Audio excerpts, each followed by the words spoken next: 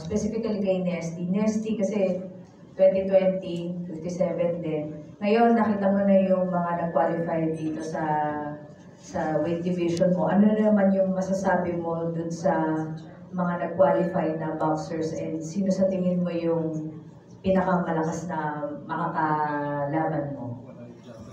Yun po. Actually po lahat ng naglaro ng Tokyo, nandun lahat. Andun pa rin. Si Sena lang yung wala in Japan kasi nag-retire siya. So, yun, nung nalaman ko nga na halos lahat talaga sa timbang ko, andun din sila. And mayroon din naman nakapasok na bago. Pero karamihan talaga si Irma, na nakalaban ko sa Fighting for Silver.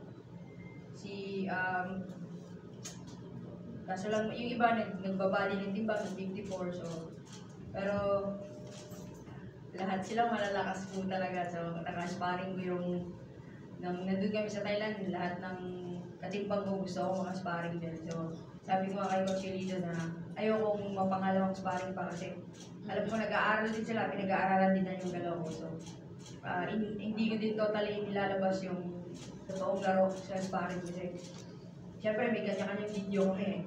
So, kahit nakikita namin, kahit ako nakikita ko yung style nila, pagdating sa taas ng ring, iiba yan eh.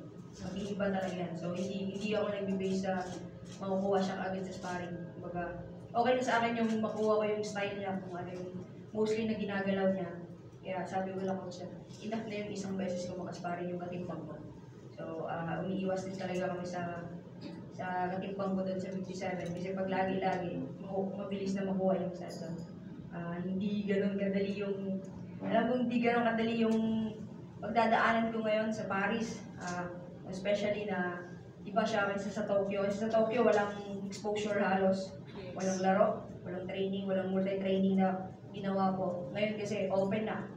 So, dito basta-basta na gaya ng iniisip ng iba na kesyo medalist na kami tatlo or wala na si Siana yung sa Japan, ako na yung mag-gold. So, hindi po ganun kadali po yun. So, kung laruin ko siya natin, hindi po ganun kadali. Dahil iba na po yung level ngayon ng mga boxers ko. Nakita ko since sa Italy pa hanggang dito. So, kung may pinakamaliit pa na butas ng karayom na pagdadaanan ko, mas liliit pa yung daan na gagawin ko dito. So, yun nga, ang laging nasa isip ko, tatlong bansa lang talaga. Kazakhstan, Italy, si Irma, and si Liu Ting, Taipei. Sila lang yung nasa isip ko. Pero hindi ko ina-underestimate ko yung ibang bansa ko kasi hindi ko pa sila nakakalaro, hindi ko pa sila nakikita talaga o nakasparing. Hindi din naman sila ganun kahihina. Nasasaktuhan lang talaga na natatapat kami sa malalakas po talaga kaya hindi ko sila nakaabutan. So, sabi ko kung anong mangyayari sa draw ko, kung magiging save man nung Tokyo na si Liu Ting agad yung nakalaban ko sa pangalawang laban, rank 1. So, paghahandaan ko po talaga to. So, nakaka-excite po. Yan yung nararamdaman ko ngayon. Na may halong pressure pero mas lamang yung excitement ko kasi alam kong andito lahat yung malalakas sa tingin ko. Okay, mamaya si Hergie at si Ira naman ang magbibigay patungkol sa kanilang draw. But maybe acknowledge, Chairman Richard Bachman, please.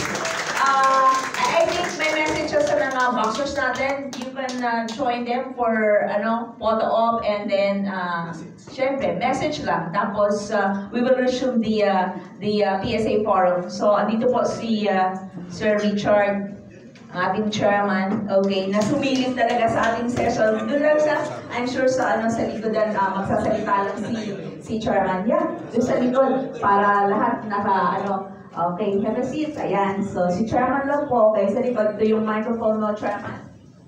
Para sa mga Olympians good morning po. Congratulations muna sa lahat. The whole coaching staff.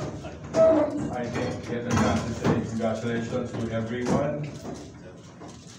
Yeah. Yes, just your message. Okay. Yes, I guess everyone is trying to get together to support our athletes who qualify.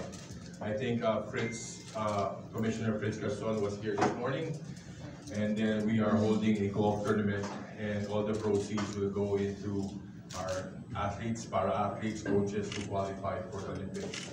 So that will be distributed equally to everyone.